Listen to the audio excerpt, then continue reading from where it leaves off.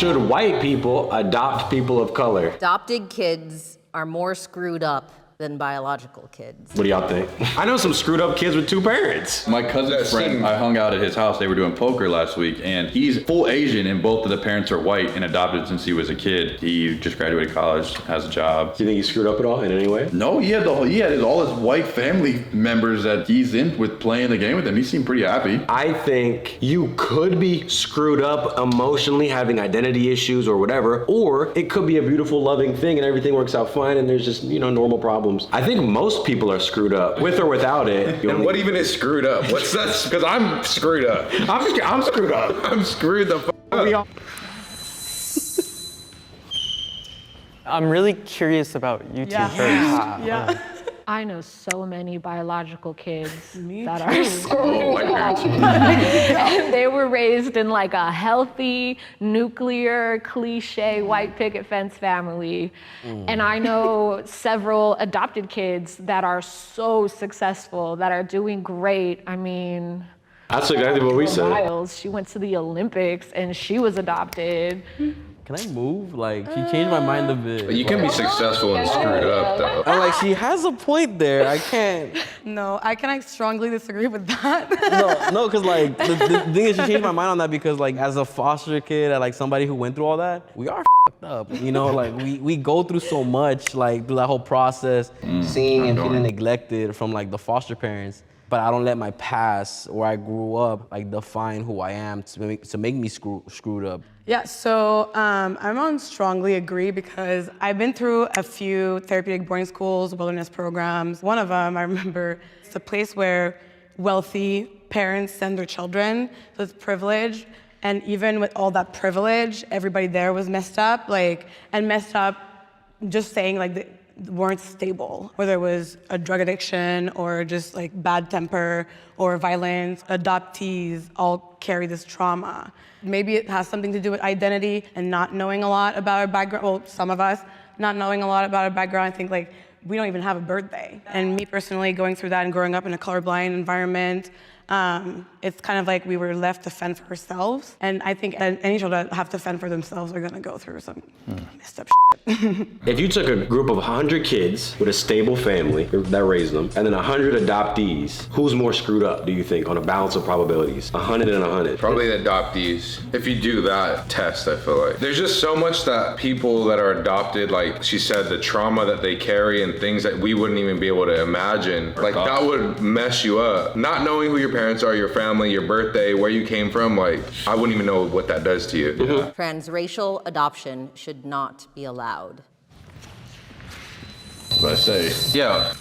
I mean, I think it makes sense. Yeah. We're all transracial adoptees. Yeah, literally. That would be saying that you would be against your own adoption. And I think I just want to add also, it's different from being colorblind. That's not why I'm here, just to clarify. Okay, theoretically, let's say we were on agree for one reason. Do you guys have any gripes against transracial adoption? Well, yeah, like I guess like what I just said a little bit. Savior complex. Savior complex? I mean, there are people in the world who I think view transracial adoption as this like, oh, I'm doing a cool thing. Like, I've met people who have said those specific things where they're like, I've always just wanted a black child, but that's it. What's worse, I want a black child, or black child stays in a Somalian village? I would argue the savior is better. I would argue the person who gives $100 to a homeless man for a YouTube video is better than the one who doesn't give him money at all. It almost shouldn't matter who adopts you. It's like, well, you got saved and you got something that you didn't have before. Let's assume let's say I really want an Asian baby. Oh, they're just the cutest. I want a little Asian baby. I've always wanted one my whole life. Wouldn't that mean that I'd probably really cherish that baby? Yeah, because people say the same thing about even having a baby. Like, I can't wait to have a baby. Like, I want to have a baby one day. And what if you could really just go to the adoption center? Like, babies are cute. Like, yeah. So it's like, you would love them. I'm probably going to be a far more passionate and good parent to that Asian baby than the ones that gave him up. I'm gonna feed a homeless man, I'm gonna put it on my YouTube channel and get views, or just let him starve, because I don't wanna. All my friends that are black or Arabic have all this culture that they grew up with, and they like years and years of like learning stuff, and that's what I missed out on. So for the future generations and people who are adopting right now, I think the biggest thing would be to stop being colorblind. Stop being colorblind. As somebody that adopts someone, are you entitled to bring them up onto their culture where it's like, no, I adopted them to my family? If you adopt a Ghanaian baby, now you're obligated to raise them in a Ghanaian way? Like, nah, bro, we in Maryland, brother, and we can talk about your culture, but hey, this is where we are. Yeah. This is the circumstances that we're under, and we're gonna do the best we can. Keep the native, keep them all together, but you can't be white and say that. I just want to keep the white race all together. What's wrong with intermixing the races? So I'm all about no segregation. Okay, let's mix it up. Can each of you tell me some of the crazy stuff that people have said to you as a transracial adoptee?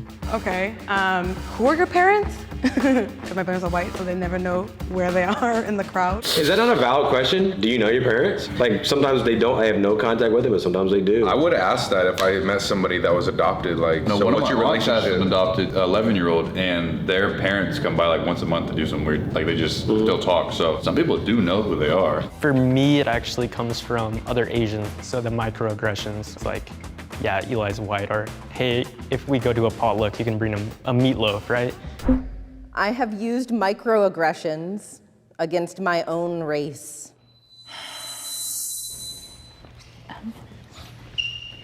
I think when I was younger, there was definitely some jokes that I made, which I deeply regret, but trust me, I'm picking up the slack now.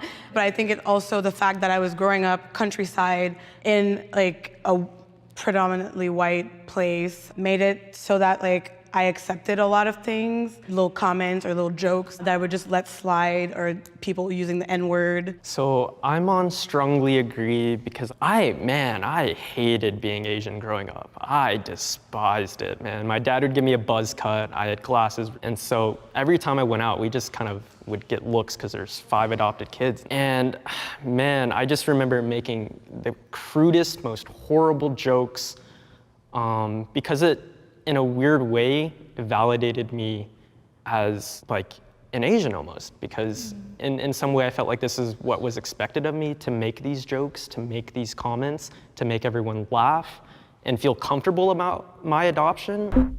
Nature is stronger than nurture.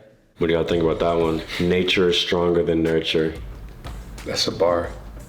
Nature meaning your natural kind of God-given quirks and personality traits and whatnot versus how you're raised. Which one has a stronger impact on your development? I feel like it's 50-50, honestly. But there still needs to be like a higher up authority for the nature though, right, too? I would say that nurture is slightly more important and stronger for someone's development.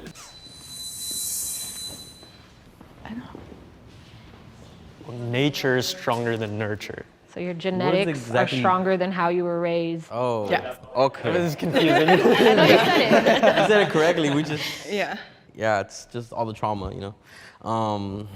I want to know, like, why do you agree, like, out of everybody here, you know? So I was raised by conservative Christian parents, and I do not look like a conservative Christian whatsoever. Growing up in a very strict, no alcohol, no drugs, no gambling, no tattoos, being gay is not okay, marriage is for a man and a woman. Here I am, you know, in a same-sex relationship, covered in tattoos. Both of my biological parents suffered tremendously with their mental health. They were in and out of, you know, mental facilities. I mean, not to be cliche, but 2 out of every 3 Native Americans struggles with addiction, and I did struggle with homelessness and addiction just like my parents did. I read the Bible cover to cover growing up, and I still made the choices and had the journey that I had. I'm neutral for the fact that, like, at some point it was nature. Genetically, my dad drank a little bit. My mom, she suffered through mental health. And, you know, I remember being a kid seeing all of that, but I don't let that define me, because genetically, like I said, you can stop genetically the nature of what you're surrounding. That's exactly what I'm trying to do. I'm the first person in my biological family to go to college. You know, thank you, just got accepted to a UC. Yo, Crazy. congrats. Thank you. It's never too late to get an education, but you know, like I'm on that path trying to make a better life for myself. Yeah. Being a criminologist, nature versus nurture is one of the biggest dilemmas. And after almost 10 years studying, I'm here because I see that environment affects people tremendously. Whether you're still with your biological parents, whether you're adopted, foster care, it doesn't matter. For example, crime or criminality can be developed by your environment. If you grew up in like white suburbia, white picket fence, a lot of money, or if you grew up in a family where everybody is gang related, who has more chance of developing criminality, right? And it's not necessarily who your parents are or your bloodline. So that's why I'm Who here. you surround yourself with. Yeah, I agree with that. I agree that your environment will dictate. I feel like it could be nurture than nature. And I would argue like my brother and I are completely different in terms of like personality. But raised by the same parents. But raised by the same parents, so taught the same things, and then we both ended up So I think that the nurture really played a huge impact. And you got two different personalities of kids, but they're raised in the same way, and they both ended up being okay. That's anecdotal, of course, but I do think that, how you're raised, the environment, who you're around, will play the biggest factor. the school you go to, the language you speak, like that has a huge impact. Adopt, don't shop. Are y'all gonna adopt?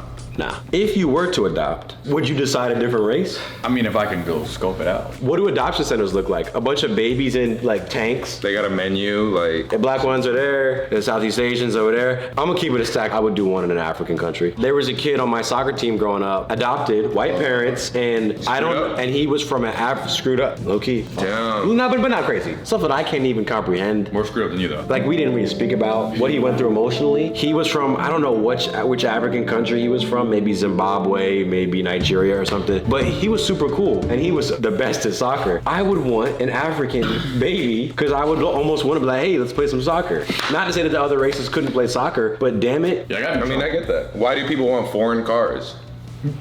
I'm choosing you. I thought this said soccer star. Me? You choosing me?